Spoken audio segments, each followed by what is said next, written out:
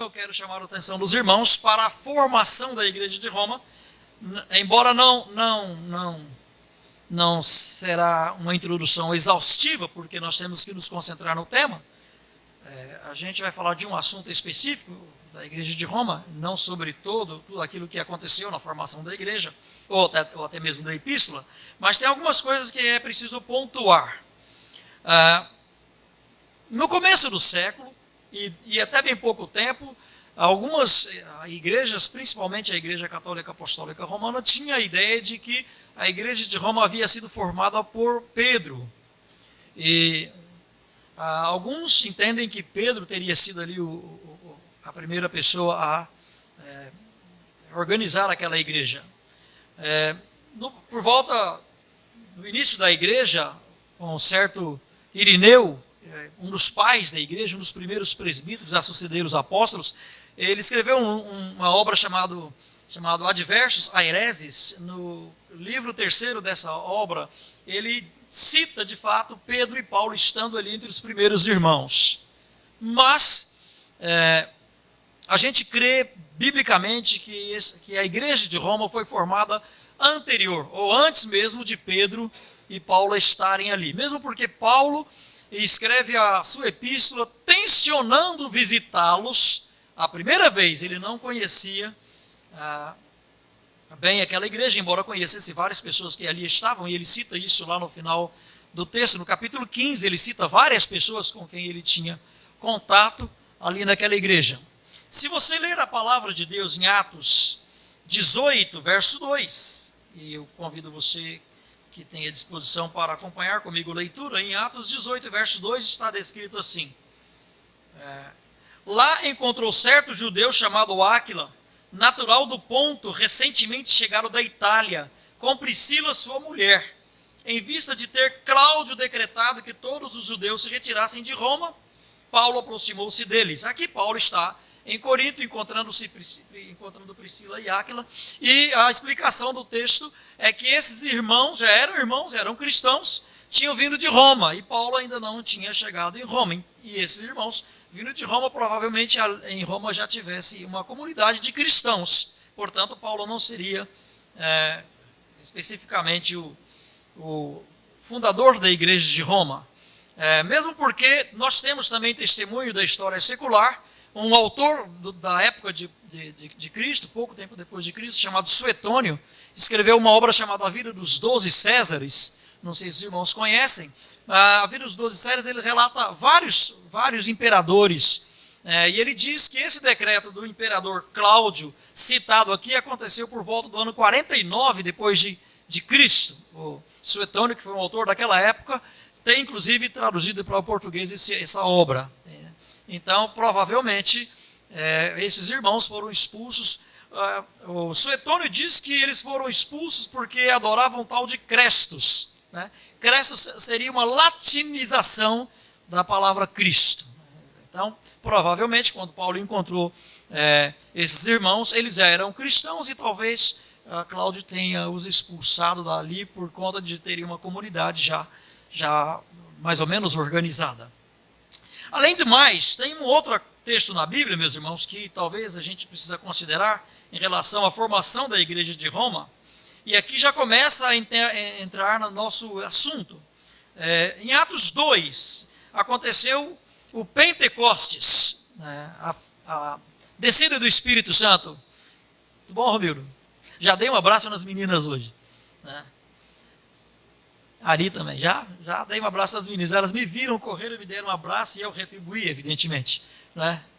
Então, em Atos 2, quando acontece a descida do Espírito Santo, o texto diz assim, olha, no capítulo 2, diz assim, de onde são essas pessoas? Essa era a pergunta, quando o Senhor fez ouvir aquela voz. Então, a explicação é, a partir do verso 9, somos partos, medos, elamitas, naturais da Mesopotâmia, Judeia, Capadócia, Ponto e Ásia, da Frígia, da Panfilha, do Egito e das regiões da Líbia, nas imediações de Cirene, e romanos que aqui residem, tanto judeus como prosélitos, cretenses e arábios, como os ouvimos falar em nossas próprias línguas as grandezas de Deus? O assunto aqui é o dom de línguas, o auxílio do Espírito Santo, e não é o assunto hoje que nós vamos falar, ainda bem, né? Ainda bem, porque senão a gente ia ficar 3 horas aqui. Mas aqui só para notificar os irmãos que nós temos aqui romanos, judeus romanos, na verdade. O judeu, ele que estava para a festa de Pentecostes, ele estava residindo em todas as partes do Império Romano, e eles afluíram para ali para ver o que estava acontecendo, porque acontecia deles estarem participando da festa judaica do Pentecostes. E foi nesse dia que romanos tomaram conhecimento. Provavelmente, esses romanos, depois de terem sido evangelizados, porque a sequência do texto é de fato de evangelismo, Pedro aproveita que eles acharam aquele negócio muito estranho, prega o evangelho, né? Então provavelmente a igreja já estivesse formada quando Paulo escreve aos irmãos de Roma. E, basicamente, nós observamos claramente nesse texto que aqui já está implícito que o evangelho deve ser para todos os povos. Em Atos 2 você já vê Frígia, Panfilha, Elãos, Ponto, Capadócia. Então você já observa o leque e o alcance do evangelho, o universalismo da palavra de Deus. Essa é uma coisa que eu queria notificar para os irmãos antes de adentrar basicamente no texto de Romanos. Como eu disse, se der tempo a gente chega lá. Uma outra coisa, meus irmãos, que eu quero pontificar aos irmãos, e isso tem a ver com a atualidade. Existem alguns teólogos que elaboraram uma hermenêutica diferenciada da palavra de Deus em relação a Paulo e em relação a Cristo. Alguns teólogos, inclusive, acham que Paulo chegou a deturpar o evangelho de Cristo. Para os irmãos terem noção, é citado de apóstolo Paulo o texto de Filemão. Os irmãos sabem do que se trata o texto de Filemão, né? Alguém não sabe do que se trata o texto de Filemão? Texto de Paulo ao Filemão, sobre o que se trata? Do que fala? Quem foi Filemão? Não sabem? Por favor, gente, me ajuda, eu não sei quem é Filemão. Pode, um de cada vez, gente, estão falando ao mesmo tempo. Quem foi Filemão? Colaborador de Paulo, a quem Paulo escreveu uma carta. E Paulo escreveu uma carta a Filemão. Por que escreveu a carta? Porque Paulo estava devolvendo Onésimo a Filemão. Onésimo era o que de Filemão? Escravo. Você lê o texto de Filemão todinho e você não vê Paulo falando mal da escravidão. Você não vê. Então alguns teólogos falam, olha, Paulo alterou um pouco o evangelho de Jesus, olha. Porque o evangelho de Jesus era contra esse tipo de coisa. É um dos argumentos das pessoas. Uma outra coisa que você vê nos escritos de Paulo, por exemplo, em Efésios 5, 22. O que está escrito em Efésios 5, 22? Para as mulheres serem... Ora, Jesus Cristo aceitou no meio dele, no meio da sua... as mulheres eram colaboradoras de Jesus. Paulo está dizendo que não pode. Em 1 Timóteo 2, 11 a 15, Paulo fala para as mulheres aprenderem em silêncio. Ficar quietinha. Jesus Cristo não era a favor disso. Veja, Paulo, há uma contradição entre Paulo e Jesus. Esse é um assunto que, basicamente... poderia ir de encontro ao contrário daquilo que a gente está dizendo, que Jesus Cristo e Paulo não tem a ver. Um outro assunto em relação a Paulo e Jesus Cristo é que Paulo teria dado ao cristianismo uma roupagem especificamente judaica. Isso, inclusive, em relação à própria evangelização. E é por essa razão que lá em Romanos capítulo 11 tem versículos versículo 25 está escrito assim: e assim todo Israel será salvo. E aí então a pessoa pega esse texto e fala, está vendo?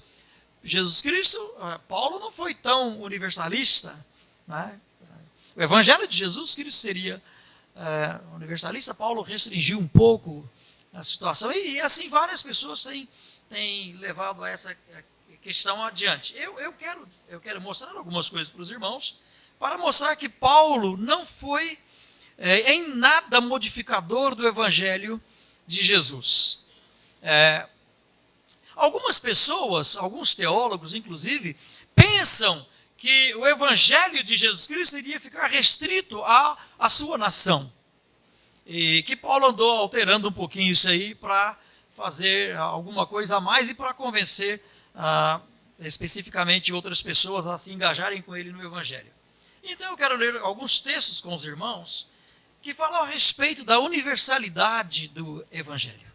Mesmo que não esteja em Paulo, até chegar Paulo, evidentemente. Então eu convido os irmãos primariamente a abrirem suas Bíblias em Gênesis. Vamos ler Gênesis 3, verso 15. Gênesis 3, verso 15. Gênesis 3, verso 15 está assim, olha: porém inimizade entre ti e a mulher, entre a tua descendência e o seu descendente. Este te ferirás a cabeça, e tu lhe ferirás o calcanhar. E aqui, em sua maioria, os teólogos creem que esse texto refere-se ao descendente chamado Jesus Cristo.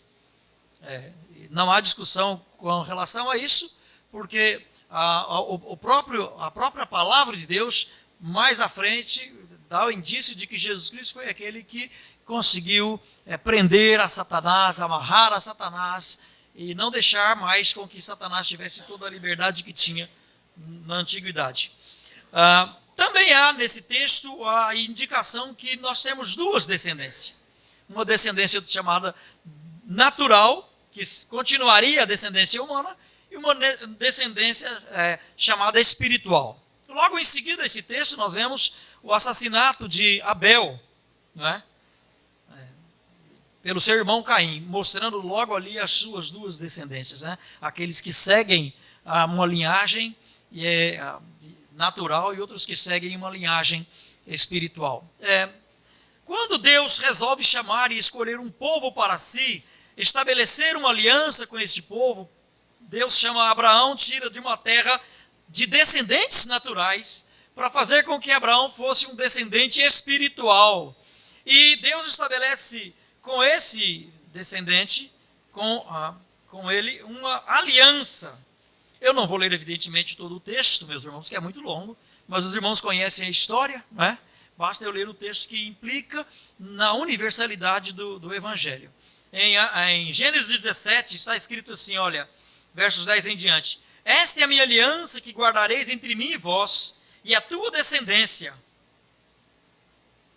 Meus irmãos, se você ler Gálatas, você vai ver que Paulo refere-se a essa descendência como sendo Cristo. Ele fala, a tua descendência é o teu descendente, Paulo cita, e não aos descendentes. Paulo faz essa explicação. Essa explicação de Paulo é um tanto curiosa de se observar, mas nós não temos tempo de ficar analisando aqui. Apenas Paulo foi inspirado por Deus, cremos nisso, então se ele diz que é Jesus, pronto, não tem discussão. Diz o texto assim, todo macho entre vós será circuncidado. Circuncidareis a carne do vosso prepúcio, será isso por sinal de aliança entre mim e vós. O que tem 8 dias será circuncidado entre vós, todo macho nas vossas gerações, tanto o escravo, nascido em casa, como comprado a qualquer estrangeiro que não for da tua estirpe. Prestou atenção aqui? Não apenas aos descendentes naturais de Abraão, mas até aquele que fosse comprado, até o escravo.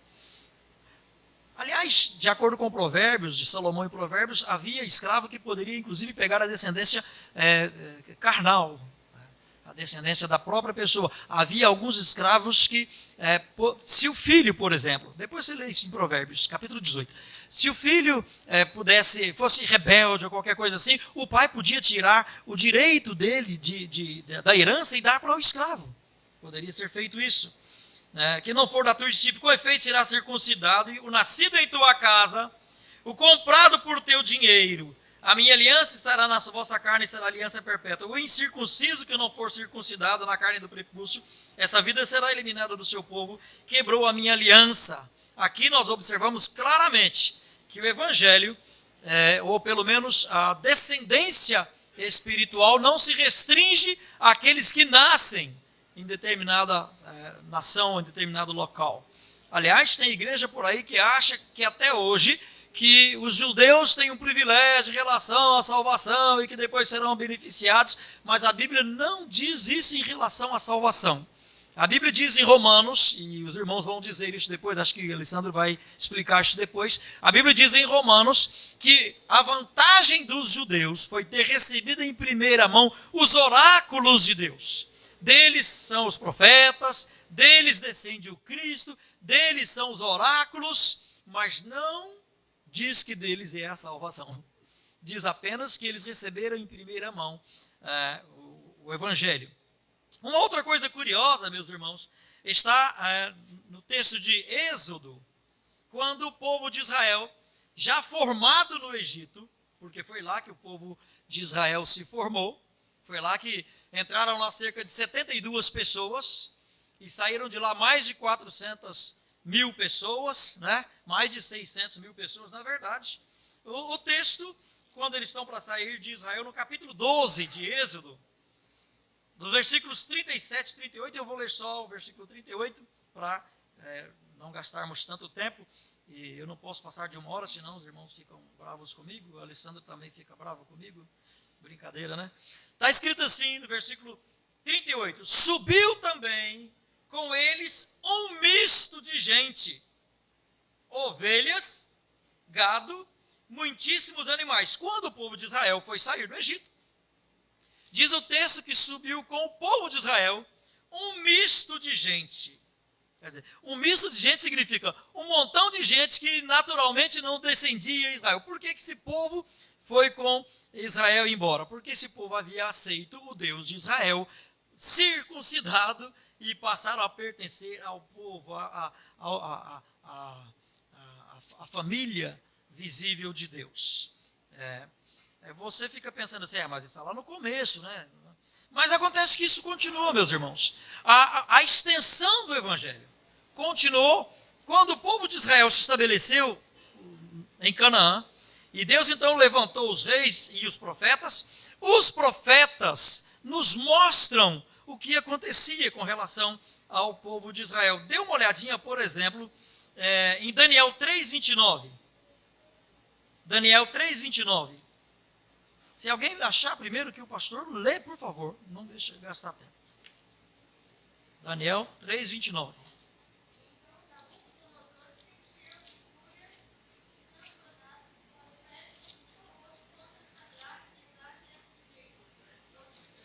Acho que não é esse texto não, mas começa aí.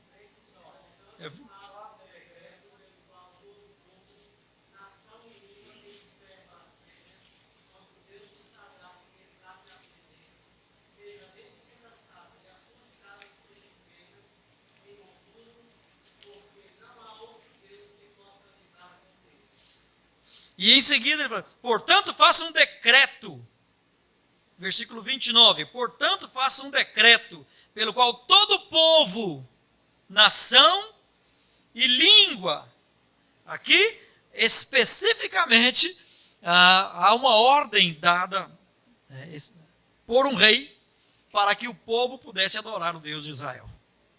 No capítulo 6 de Daniel tem alguma coisa mais enfática, capítulo 6, versículo 26, e sem contar Ciro, que foi chamado de ungido por Deus. Mas o capítulo 6, verso 26.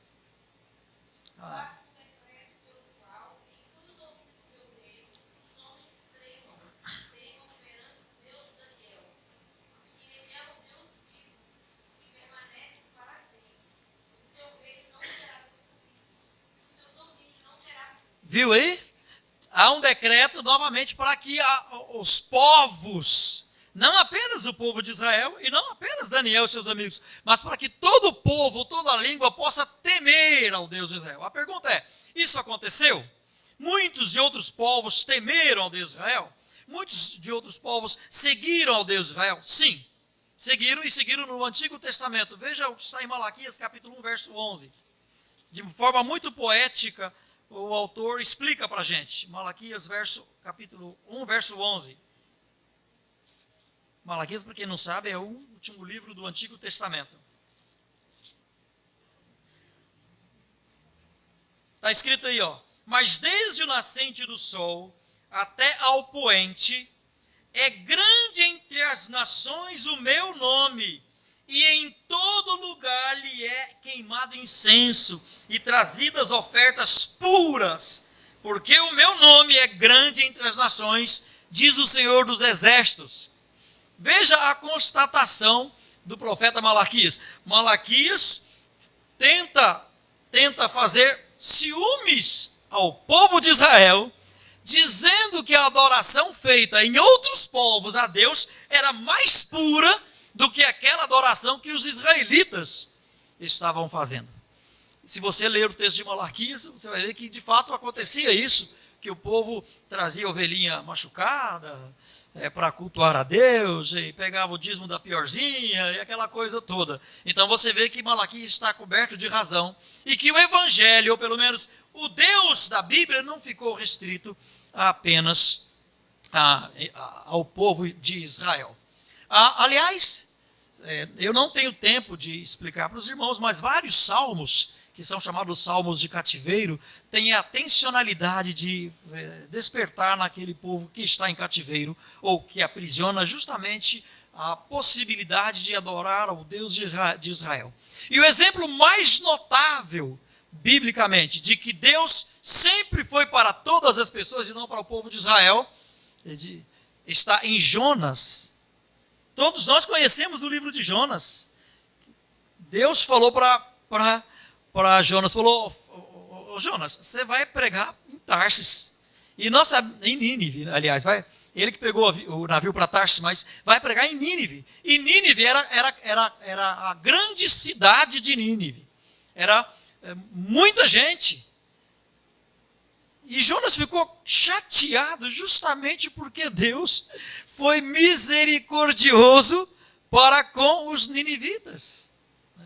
Ou seja, Deus nunca esteve preocupado apenas com a nação, mas a nação deveria expandir, levar o Deus dele para todos os povos. É por isso que quando foi instituída a circuncisão, falou que a circuncisão não era só para o israelita, mas era para o comprado no dinheiro, para o escravo, para aquele que se tornasse prosélito, para todas as pessoas que aderissem e que aceitassem o Deus de Israel. Isso no Antigo Testamento. Alguém poderia falar assim: mas Jesus Cristo não falou isso. Paulo só que inventou isso depois. Não. Dê uma olhada em Mateus capítulo 12. E Mateus, para quem não sabe, Mateus foi o evangelho escrito especificamente para os judeus. Especificamente para os judeus. Nós sabemos que depois Marcos pode ter sido endereçado aos romanos, e sabemos também que Lucas foi endereçado ao mundo gentílico, mundo grego, mas o texto mais enfático que eu quero citar é o de Mateus, porque Mateus foi o evangelho que foi visivelmente direcionado ao povo de Israel. Foi a tentativa que Mateus, o Levi, o nome dele era Levi, da tribo de Levi provavelmente, não é? Direcionou para os seus patrícios, querendo evidenciar que aquele Jesus que havia morrido na cruz era o Messias prometido. Mas veja bem que é nesse texto, no texto de Mateus, que Jesus cita a palavra igreja, como os chamados de fora do mundo para pertencer ao povo de Deus. Mateus 16, 18 é um dos textos. Mas tem um outro texto que eu quero citar para os irmãos, de Mateus capítulo 12. Mateus capítulo 12, talvez você já tenha lido esse texto muitas vezes e não tenha prestado atenção. Mateus capítulo 12, Jesus Cristo fala sobre a blasfêmia contra o Espírito Santo. Também não é o assunto a falarmos hoje aqui, graças a Deus, né? Mas aqui, a partir do verso 18, está escrito assim, olha: eis aqui o meu servo que escolhi, citando a profecia de Isaías, evidentemente. O meu amado, em quem a minha alma se compraz, farei repousar sobre ele o meu espírito, e ele anunciará juízo a quem? Aos gentios. Nós sabemos pela história que para o povo de Israel, todo mundo que não fosse israelita era gentio. Então, quando o texto de Mateus, endereçado aos judeus, diz que ele anunciaria juízo aos gentios, o judeu poderia pensar assim: juízo é julgamento, vai julgar os gentios, está vendo? Mas isso aí é falta de leitura. Se você continuar lendo, você vai ver que coisa interessante. Olha o texto. O texto continua: não contenderá, nem gritará, nem alguém ouvirá nas praças a sua voz, não esmará a cana quebrada, nem agradará a torcida, apagará a torcida que fumega, até que faça vencedor o juízo. E no seu nome esperarão os gentios. Viu? Jesus Cristo nunca disse que o evangelho seria apenas para os judeus. Muito pelo contrário. Insere o texto. Aliás, a palavra igreja não aparece nos outros evangelhos, aparece apenas em Mateus. Né? Aparece só aqui no evangelho de Mateus. E a palavra igreja, já derivada da língua hebraica, na língua grega, significa aqueles que foram chamados. Né? É o verbo kaleo, né? Que o kaleo não está mais aqui. O verbo kaleo é de onde vem a palavra eclesia, que significa os chamados de fora do mundo, para pertencer à igreja. Então, o evangelho de Paulo e o evangelho de Jesus Cristo combina. Quando Paulo foi chamado, no capítulo 9 de Atos, estou dando uma corridinha aqui para ver se a gente chega no Romanos, viu, gente? Atos 9, você vê o chamamento de Paulo, a conversão de Saulo naquele dia. Não foi aquele dia que o nome dele se tornou Paulo, viu, gente? Só para os irmãos. Aquele dia ele era Saulo. E no capítulo 9 de Atos está escrito assim, olha: mas o Senhor lhe disse, Deus conversando com Ananias, né? O Senhor conversando com Ananias, porque Ananias não queria ir lá conversar com Saulo.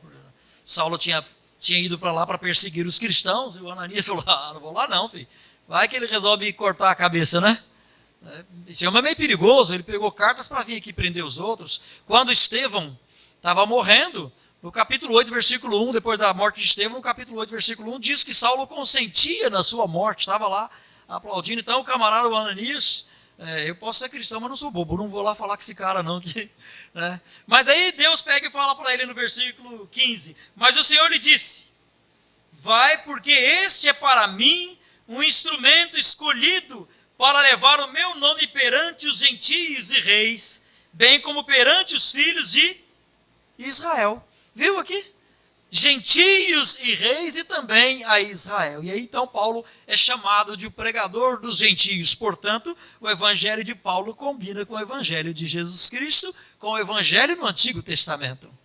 É uma linhagem de pessoas que vão aderindo à fé cristã.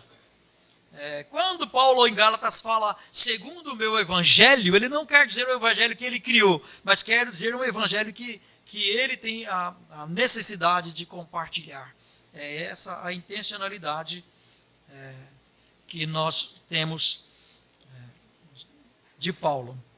Desta forma, Paulo e Jesus Cristo entenderam que o evangelho era algo a ser proclamado a todos os povos. A formação da igreja de Roma já foi uma formação muito miscigenada. Então, a formação da igreja já evidencia que o evangelho é necessidade de espalharmos para todas as pessoas. Aliás, Vieira e Vânia estão morando aqui? Não? Estão de passagem? Muito obrigado pela presença de vocês. Essa é aquela menininha, né? Não é mais a menininha. Que bênção ver vocês aqui. Uma outra coisa que eu quero falar para os irmãos em relação agora mais ao texto de Romanos. Meus irmãos, aliás, deixa eu fazer um merchan aqui, pastor. Posso fazer um merchan? Você pode entrar na editora Dialética, site da editora Dialética, e digitar o meu nome lá, Zilmar Clésio Roth. Aí aparece lá um título: O Midrash na primeira epístola de Paulo aos Coríntios. Com compre e faça um favor a esse pastor. Se você achar muito caro lá, compre o e-book na Amazon. Na Amazon tem o e-book por R$50. Você vai aprender um pouquinho sobre Paulo. Eu espero compartilhar com você algumas coisas que escrevi há algum tempo atrás. Aproveitei isso porque eu vou falar um pouquinho sobre a estrutura de Romanos e a estrutura de Corinto. Paulo foi alguém que nasceu no local onde a cultura era diversificada. Paulo de Tarsis não era apenas um judeu. Ele era um judeu que havia sido criado em ambiente totalmente filosófico, totalmente gentio. Ele tinha cidadania romana por direito de nascimento, porque Tarsis, aos cidadãos de Tarsis era dado esse privilégio, porque o imperador romano concedia a liberdade, vamos dizer assim, a ideia de cidade livre para toda aquela cidade que um dia tivesse favorecido o imperador em alguma guerra, alguma coisa assim, e aqueles cidadãos de Tarsis tinham esse privilégio.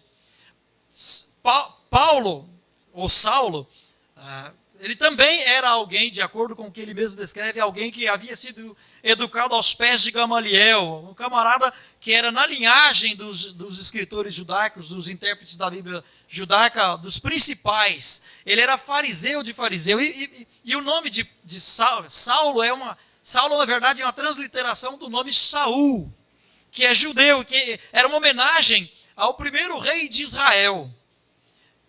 E da mesma tribo do primeiro rei de Israel, que era da tribo de Benjamim. Então, Saulo, ou Paulo, foi educado com uma bagagem cultural muito grande.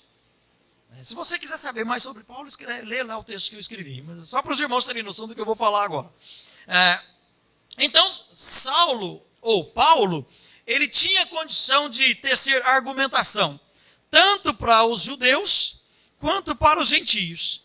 Ele conseguia fazer textos da maneira como a qual o gentio compreendia, e conseguia fazer textos da maneira com a qual o judeu compreendia. E o texto de Coríntios e o texto de Romanos são exemplos disso. Se você pegar o texto de Coríntios e o texto de Romanos e perceber a estrutura do texto, você vai ver claramente que quando Paulo está atacando um problema que é mais dos gentios, Paulo usa a forma de argumentar que os gentios usavam. Era uma retórica gentílica. Mas quando Paulo usa uma argumentação mais próxima de um assunto que os judeus estavam tendo problemas, então Paulo usa a maneira judaica de argumentar. E você consegue observar isso lendo os textos, as estruturas do texto. Quando o assunto é pecado gentio, as perguntas e respostas, o jeito de falar é gentio. Por isso é que você vê lá em Coríntios, capítulo 1, capítulo 4, uma forma tipicamente judaica de falar. Está escrito, expõe, está escrito, expõe, está escrito, expõe. Mas depois do capítulo 5 para frente, vai uma correria como se não tivesse nenhum está escrito. E Romanos é do mesmo jeito.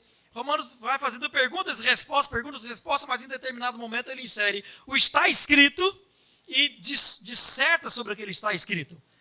O que Paulo está fazendo? Paulo sabe quais eram os problemas judaicos, sabe quais eram os problemas gentios, e a argumentação que ele usa é também com a estrutura judaica ou gentia. É uma coisa muito interessante. Mas não foi só Paulo que fez isso, viu, gente? Se você olhar a Bíblia com bastante cuidado, você vai perceber essas coisas em outros textos. João também faz isso. Né? Existe um livro, não é nem cristão esse livro, é de um camarada chamado Northrop Fryer. Esse camarada escreveu um livro intitulado A Bíblia como Literatura. Se você tiver, é meio caro esse livro e meio chato de ler, mas se você tiver curiosidade, você vai ver que esse camarada faz um grande trabalho em relação à literatura bíblica. E eu quero então mostrar para os irmãos que a estrutura de Romanos favorece a ideia de que Jesus Cristo, mesmo a estrutura de Romanos favorece a ideia de que Jesus Cristo, Natanael também está aqui, agora que eu percebi, né? A estrutura de Romanos favorece a ideia de que Deus tensionou o evangelho para todos os povos. Dê uma olhadinha, eu não vou fazer evidentemente todo o texto, e não vou explicar exegeticamente todos os textos, mas eu quero que os irmãos acompanhem comigo a argumentação. Logo no primeiro capítulo, temos aí a introdução do livro de Romanos, que é prefácio, saudação, essas coisas todas. E a primeira sessão do livro de Romanos vai do capítulo 1, verso 16, dê uma olhadinha. Pois não me envergonho do evangelho, porque é o poder de Deus para a salvação de todo aquele que crê. Primeiro do judeu, também do grego. Aqui Paulo usa a palavra grego, sabedor e conhecedor de que os gentios entenderiam, e sabedor e conhecedor de que o judeu entenderia que grego referia-se a todos os povos que não fazem parte do judaísmo. Ele diz primeiro do judeu porque, como eu disse lá no capítulo 9, foi primariamente proclamado aos judeus. E também do grego. Essa sessão é a sessão que tenta enquadrar todos os povos dentro do pecado. Vai do capítulo 1, verso 16, até o capítulo 4, verso 24. Todos pecaram e carecem da glória de Deus. O versículo 24 fala assim: mas também por nossa causa, posto que a nós igualmente nos será imputado a saber, a nós que cremos, naquele que ressuscitou dentre os mortos, a Jesus, nosso Senhor, o qual foi entregue por causa das nossas transgressões e ressuscitou por causa da nossa justificação. Quando Paulo, do capítulo 1 até o capítulo 4, refere-se à pecaminosidade de todos os seres humanos. Portanto, foi encerrado todos debaixo da condição do pecado, porque o evangelho será direcionado a todas as pessoas, a todas as qualidades, a todos os tipos de pessoas do mundo. A segunda parte da estrutura do texto de Paulo vai do capítulo 5 até o capítulo 8, verso 39. Do capítulo 5 até o capítulo 8, 39, o evangelho reúne os povos gentios e os judeus em apenas um povo. Em apenas um povo. Então, a justificação se dá não apenas para o judeu, mas para todo aquele que crê. Basicamente, a estrutura de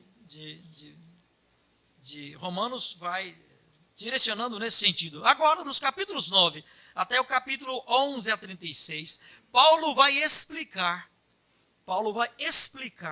como é que Deus juntou gentio e israelita em apenas um povo, tornando os dois juntos um povo chamado Israel de Deus. E eu vou explicar isso rapidinho, porque o Alessandro vai falar sobre isso depois, certamente. Mas no capítulo 9 fala sobre a eleição, que é sobre a graça. E essa eleição sobre a graça fala assim não depende de quem quer, nem de quem corre, mas de Deus usar a sua misericórdia. No capítulo 10 fala sobre como é que um gentio ou um judeu chega a reconhecer a sua eleição através da justificação, através da pregação do evangelho. Como crerão se não há quem pregue? Né? E como pregarão se não foram enviados? Assim é considerado bem-aventurado aquele que leva as boas novas. E no capítulo 11, o apóstolo Paulo fala que somente será juntado todo o povo de Deus quando o número completo dos gentios que tem que ser salvos, com o número completo dos israelitas que tem que ser salvos, forem salvos. Paulo usa a palavra pleroma aí na língua grega para falar sobre a plenitude dos gentios e a pleroma para falar sobre a plenitude dos judeus. Vou explicar para os irmãos o que é pleroma para ficar bem exposto a esse ponto. Você já estava com muita sede? Alguém estava com muita sede? A gente enche o copo, né? E o copo, não sei se você já percebeu, mas eu fiz algumas experiências nesse sentido. Você vai colocando água. Se o copo for lisinho, é mais fácil de você observar. Chega um tempo que a água, ela vai transbordar, mas ela não transborda, ela fica em cima É da borda, fica ali. Você percebe, se você for atento, você vai perceber que ela faz um bauladozinho assim, ó, antes de cair. Quando está desse jeito, é pleroma completo. Quando está desse jeito. O que Paulo está dizendo no capítulo 11 é: dentro do povo judeu, existe um número de pessoas que devem ser alcançadas pelo evangelho até chegar a esse períodozinho. Completou tudinho, não tem mais onde colocar mais nenhum. Não refere-se a todos os judeus, porque se referir a todos os judeus, também todos os gentios terão que ser salvos, porque a mesma palavra pleroma é usada para os gentios, é usada também para os judeus. Portanto, o número completo dos judeus que tem que ser salvos, quando o número completo dos judeus tem que ser salvos e o número completo dos gentios tiverem que ser salvos, Deus reunirá todos em um só povo e chamará esse povo de Israel de Deus. E é por isso que lá no capítulo 9, Paulo começa o texto assim, olha: que diremos, pois? A injustiça da parte de Deus? Não, porque nem todos os de Israel são de fato israelitas. Porque Paulo usa o termo Israel para referir-se ao povo de Deus. Todos de Israel do Antigo Testamento foram salvos? Não. E a gente sabe que não por conta das histórias que a gente vê. Por exemplo, Elias teve um problema muito sério, não é? Ele achou que só 7.000, ele achou que é só ele, né? De uma nação que tinha mais de 400.000 naquela época, muito mais, né? Quando saíram do Êxodo já eram mais de 1 milhão, né? Então, Elias falou assim: só eu, Senhor, só eu. Naquele dia, Deus revelou para ele que tinha mais. Depois Paulo escreve que eram 7.000 pessoas, daqueles judeus que conservavam firme a aliança. Todos tinham sido circuncidados, mas nem todos tinham o coração circuncidado por Deus. Assim, nos capítulos 9 ao capítulo 11, como Deus alcança todos os povos. Assim todo Israel será salvo. Paulo medita sobre isso aí, e Paulo fica, ele fica coçando a cabeça assim, né? Rapaz, dá para entender muito bem isso não. Aí Paulo, para resumir, ele completou assim, olha: quem conheceu o caminho do Senhor? Quem foi que primeiro deu a ele para que ele venha ser restituído? Quão insondáveis são os seus juízos, inescrutáveis seus caminhos. Talvez você cante esse cântico na igreja e não se dá conta de que esse cântico está falando sobre a sua salvação. Às vezes a gente usa esse cântico pensando em outras coisas, né? O cara bateu o carro lá, caiu, quebrou a perna, os caminhos de Deus são totalmente diferentes. Não, Paulo usou esse texto, não foi para isso. Paulo usou esse texto para dizer assim: eu não sei exatamente como Deus, qual o critério, que tipo de amor, eu não sei, mas eu sei que o povo de Deus é alcançado pela graça, tanto judeu quanto gentio. Portanto, a salvação e o evangelho deve ser pregado a todos os povos, indistintamente. Por isso é que você não pode dar desculpa, dizendo assim: tem gente aqui do meu lado, então eu posso pregar só para ele aqui mesmo. Se você tem o chamado ao ministério, se você tem o chamado para ser evangelista em outro lugar, não pense 2 vezes. Vá. Assim como eu saí de lá, eu e o Alessandro, né? Saímos lá de São Paulo e viemos para cá, né? Aliás, saímos da mesma região de São Paulo, Zona Leste, né? Não pense e vá, porque a estrutura do texto de Romanos mostra que essa é a preocupação. E para a gente terminar essa questão da estrutura do texto, já na última parte do texto, que vai do capítulo 12 até o capítulo 15, Deus está mostrando o que é que ele faz e como as pessoas que são alcançadas pelo evangelho devem viver. Por isso ele começa no capítulo 12 dizendo assim: rogo-vos, pois, irmãos, pelas misericórdias de Deus, e olha bem, que agora Paulo chama de irmão não só o judeu, mas também o gentio. E ele falou primeiro da salvação do judeu e do gentio, e como Deus reúne num só povo, e agora reunido num só povo, ele fala assim: rogo-vos, pois, irmãos, pelas misericórdias de Deus, que apresenteis os vossos corpos por sacrifício vivo, santo e agradável a Deus, que é o vosso culto racional. E não vos conformeis com este século, mas transformai-vos pela renovação da vossa mente, para que podeis experimentar. Que verbo? Eu não conhecia esse verbo que eu falei aqui agora, não. Para experimentar qual seja a boa, perfeita e agradável vontade de Deus. Eu brinco com os meus erros, que assim os irmãos não têm mais como me criticar depois, né? Experimentar é o verbo, embora no infinitivo na língua portuguesa também tem ER no final, mas experimentar ainda não. Ponhar já inventaram, né? Embora no original não havia também isso, né? De qualquer maneira, dos capítulos 12 ao capítulo 15, Paulo está mostrando como é que o evangelho muda as pessoas, tanto os gentios quanto os judeus. No finalzinho do capítulo 15, versículo 28 e 29, tendo, pois, concluído isto, e havendo-lhes consignado este fruto, passando por vós, irei à Espanha. E bem sei que ao visitar-vos, irei na plenitude da bênção de Cristo. Meus irmãos, são 20 horas e 4 minutos. Eu acho melhor eu parar, né?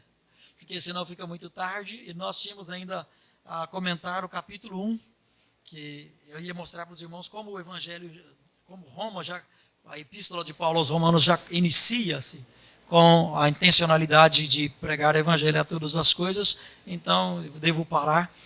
Acho que já foi o suficiente para vocês compreenderem que o evangelho não deve ficar restrito apenas às 4 paredes. Não deve ficar apenas aqui. O evangelho deve ser proclamado nas praças, deve ser proclamado nas feiras, deve ser proclamado na escola. Quando teve uma época que pastoreei a igreja de Rolim de Moura, a Vieira está ali, nós saímos da igreja, às vezes, do culto à noite, íamos para um localzinho chamado Sorveteria do Baiano. A gente ia lá, mais um grupo de jovens, levava o violão, tocava violão, cantava. Teve uma época que nós saíamos, ia na feira, às quintas-feiras, para distribuir folhetos e pregar o evangelho, porque o evangelho não deve ficar restrito apenas às 4 paredes. Mas, para terminar, eu quero chamar a atenção dos irmãos para uma coisinha só que está no capítulo 1 de Romanos, para não dizer que eu não falei sobre Romanos. Apenas uma explicaçãozinha, perdoa a minha pessoa, a reverenda Alessandra, porque eu quero citar para os irmãos, no capítulo 1 de Romanos, o versículo 7 está escrito assim, olha: a todos os amados de Deus que estáis em Roma, chamados para ser de santos, graça a vós outros e paz da parte de Deus, nosso Pai, e do Senhor Jesus Cristo. Esse é o versículo que eu ia comentar por último, depois de discorrer do versículo 1 até o versículo 7, mas não vou fazer isso, vou só citar para os irmãos algumas coisinhas nesse versículo rapidamente. Primeiro, Paulo chama todos aqueles irmãos que estavam em Roma, e lá tinha já judeus e romanos tudo misturado, não é? De amados. Paulo chama de amados.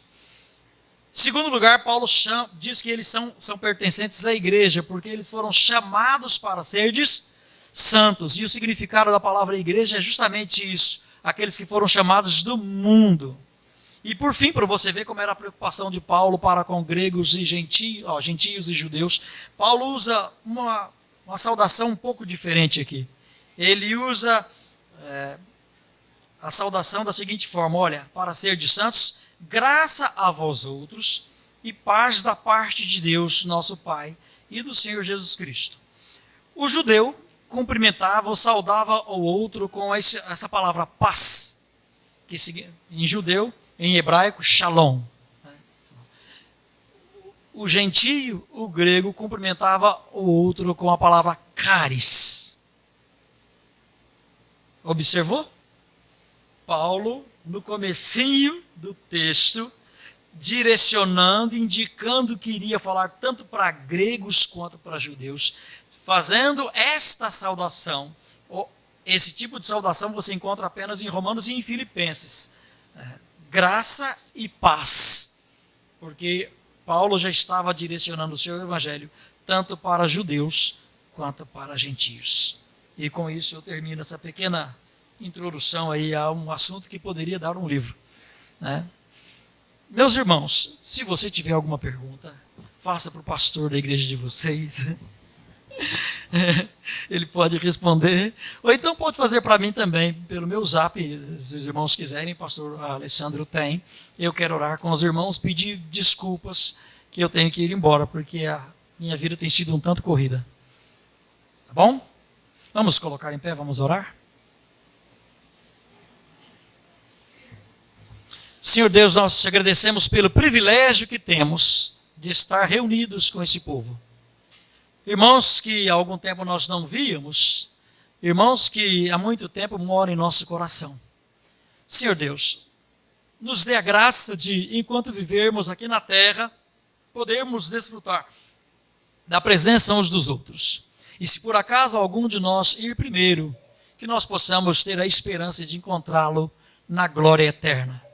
Nós te damos graça porque desde os primórdios do Evangelho, foi da intenção do Senhor o chamar-me para o teu Evangelho, o chamar a essas pessoas para o teu Evangelho, o chamar a pessoas qualificadas para pregar o teu Evangelho. Nos dê, Senhor Deus, cada dia mais coragem e disposição, e que possamos compreender a tua palavra até o ponto de sentirmos a necessidade de pregarmos o teu Evangelho a toda a criatura. Nós te oramos e agradecemos em nome de Jesus e para a glória de Jesus. Amém.